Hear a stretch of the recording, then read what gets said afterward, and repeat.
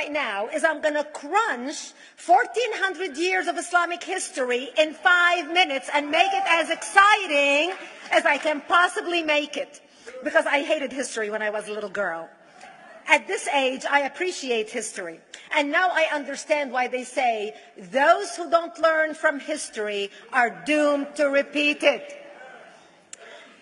In order for you to understand why Western civilization is very different than the Islamic world, you need to understand the history of Islam. When Prophet Muhammad supposedly revealed his revelation from the angel Gabriel that he is supposed to be the last of the prophets in the early 600s, he started preaching in his own city, Mecca. He tried to recruit friends and followers to be able to spread his religion. And he tried for 12 years and failed. And after 12 years, he was only able to recruit his immediate family and friends. So he decided, if I go to Medina, which was the Jewish hub of Arabia, the business hub where the Jews lived, if I go there and preach my religion to them, if they accept me, that will buy me respect and stature between my own people, and they will accept me. So Prophet Muhammad started borrowing a lot from the Old Testament to make his religion more palatable to the Jews, to make it a lot similar. This is why you see a lot of similarities between Judaism and Islam. For example, Jews don't eat pigs, Muslims don't eat pigs. Jews pray a few times a day, Muslims pray a few times a day. Jews fast on Yom Kippur, Muslims fast on Ramadan. And this is why you started seeing a lot of good writing in the beginning of the Quran when Prophet Muhammad was saying all the good things about the people of the book. He took his message and went to Medina trying to recruit the Jews, talking about the people of the book, talking about how similar the two religions are. When they refused to accept him and follow him as the last of the prophet, that's when he turned against them and started killing them and started expelling them. That's when Islam went from a spiritual movement for the first 12 years of Islam into a political movement cloaked in religion after the year of the Hijrah, after Muhammad went to Medina and the Jews did not accept him. He became a military warrior and declared war on them and started expelling them.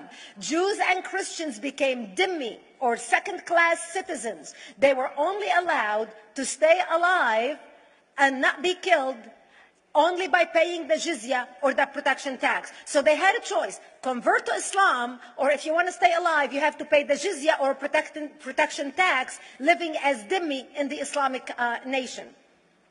Christians and Jews could not ring church bells. Jews could not blow the shofar. Christians could not ring church bells. They could not pray publicly. Christians and Jews could not gather together and build new churches or new temples. And the way they paid the jizya, or the protection tax, was in a monthly ceremony where they would get together downtown and the Jew would kneel on his knee and hand his goods to the mullah, who would take the goods as the price for buying the protection. And in many areas, Jews and Christians were given necklaces to wear as a receipt that they paid their jizya, or their protection tax. Jews considered najis under Islam. Najis is bodily fluid. Najis is garbage. Najis is dogs. Najis is dirty. So Christians and Jews were treated as second-class citizens. Islam continued to grow. As Islam grew, more people became dhimmi, or second-class citizens. Jews and Christians were given identifiable clothing. The yellow star, which was given to the Jews, that most people think is a German invention. It was actually an Islamic invention in the 9th century in Iraq by the second Khalif al-Mutawakkil of Iraq, who invented the yellow star for the Jews to be identified as they walked down the street.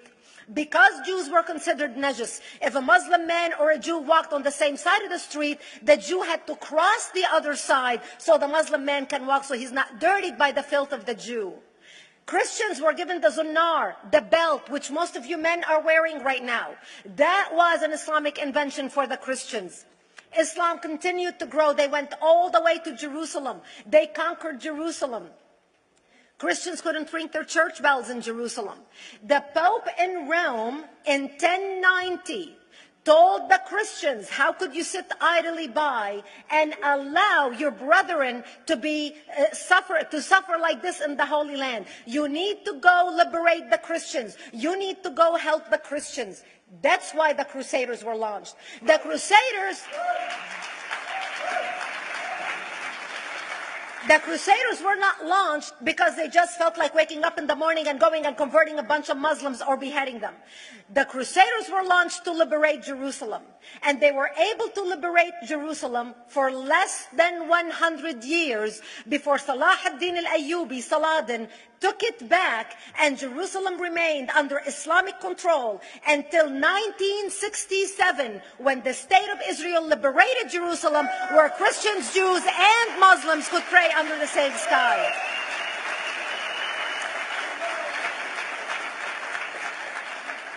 The Crusaders continued fighting Islam, and for 300 years they tried and failed. And by the 1300s, the Crusaders disappeared because they could not win against Islam.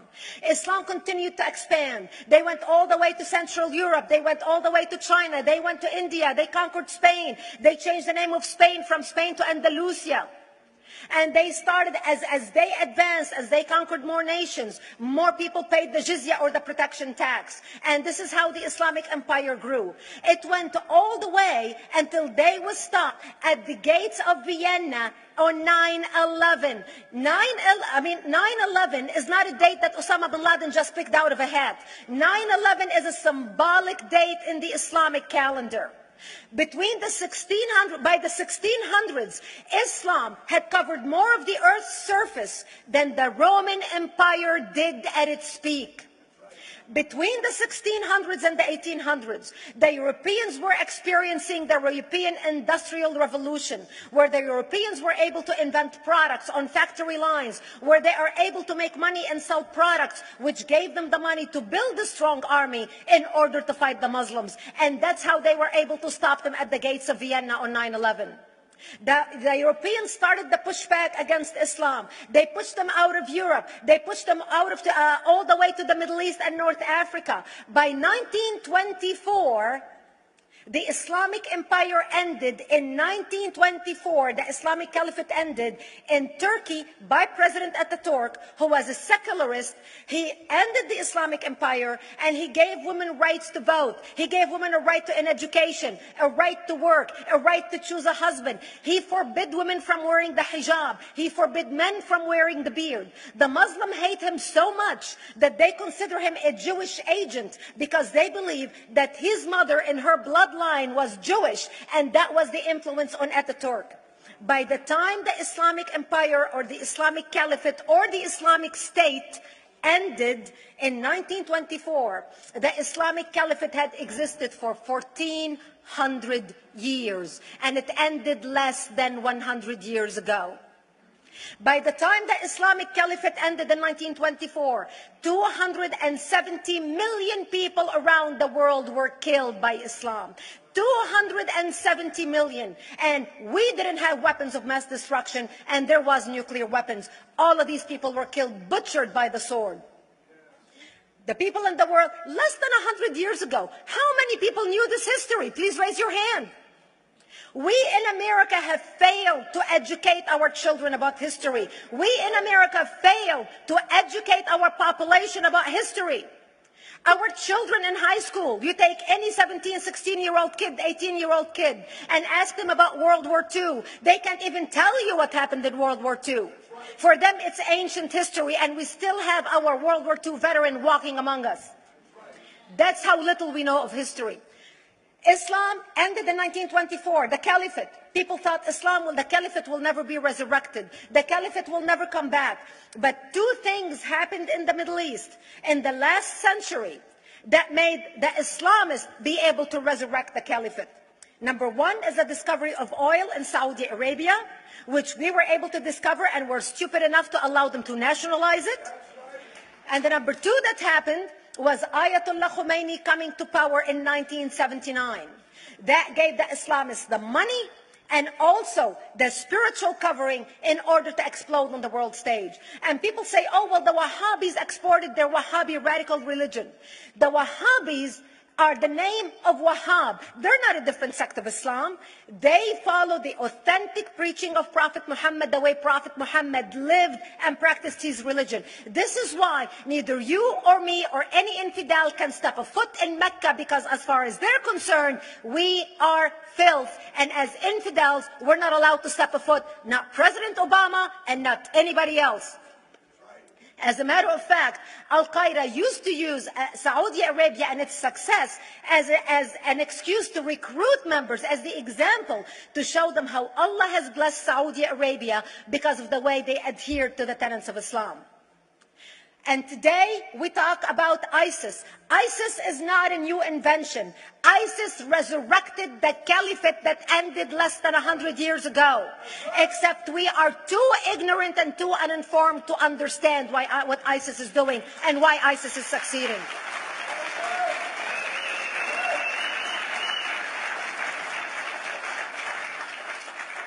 Two things you need to understand about Islam and the principles of war in Islam. One is the law of taqiyya, which means lying and deception. It means that a Muslim man can lay his hand on the Quran and swear that he is telling the truth, knowing that he is lying, but also knowing that the Quran will forgive him because he is advancing the cause of Islam. The second thing you need to know about is that the Treaty of Al-Hudaybiyah, which is an Islamic principle of war and a model on how to deceive your enemy when you have to sign peace treaties with your enemy.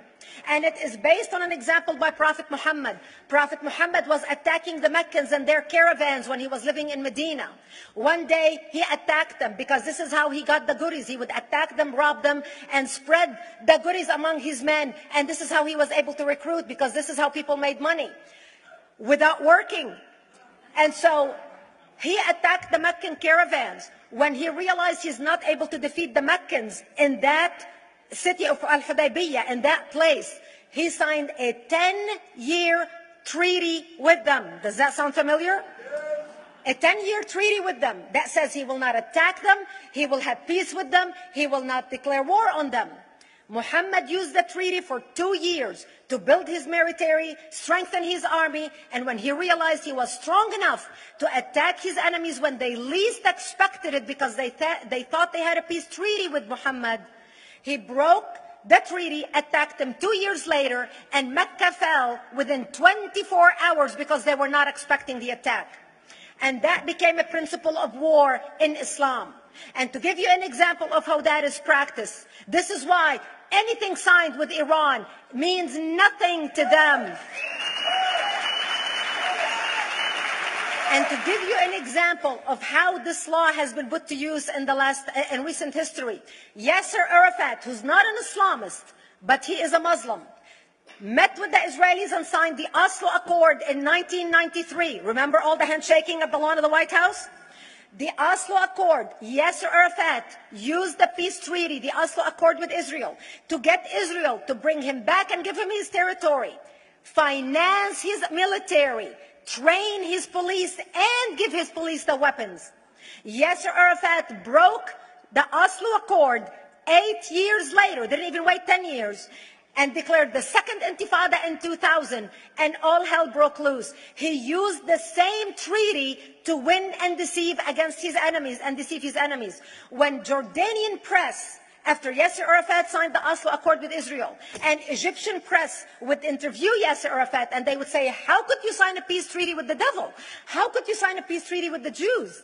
Yasser Arafat will tell them, remember Hudaybiyah. That's all he would have to say. The whole Muslim world knew exactly what Yasser Arafat was talking about. We in the West and the Jews in Israel, it was over their heads. Nobody understood what Hudaybiyah was referring to. And this is the type of deception that we are dealing with. So when Iran signs a peace treaty with the United States for 10 years, they are using us as useful idiots, as gullible, ignorant people who are signing a peace treaty with the devil in order for Iran to continue her thing. In this deadly game of thrones, there's no place for America or for Israel. We don't have to gamble with our future and with our children's future. Elie Wiesel. And I wish I could promise you, Elie, that the lessons of history have been learned. That is why it is so important to be wise about who we're going to put in the White House next year.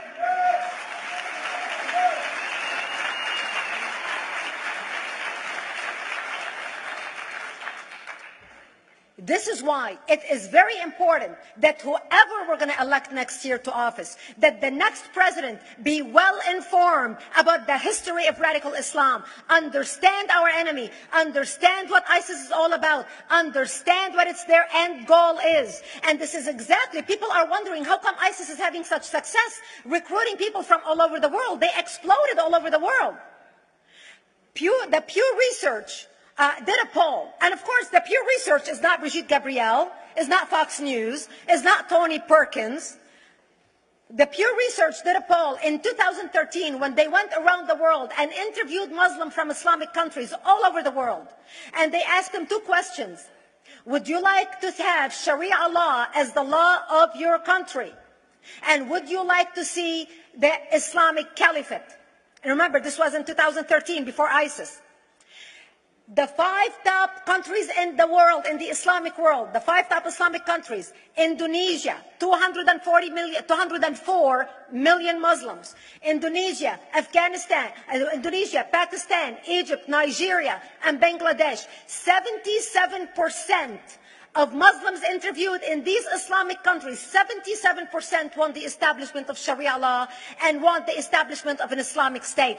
That means 77% of the world, quote, moderate Muslims agree with the establishment of ISIS and what ISIS is doing. Let's not fool ourselves. This is very important, that whoever we're going to elect is going to be somebody who is strong on national security, who's going to put America first, who's going to make America great again, who's going to send a strong message to the world. The minute he walks into office, whoever we elect, that the world is going to realize that this person you're not going to mess with, because he could care less about what you think, what the UN thinks, what the world thinks. They can all go to hell. We care about America and only the United States of America. I hope that we learn from the lessons of history, that we learn from the Elie Wiesels, from the Brigitte Gabriels, and many others who are warning America about what's to come. May God bless you one and all, and may God bless the United States of America. Thank you.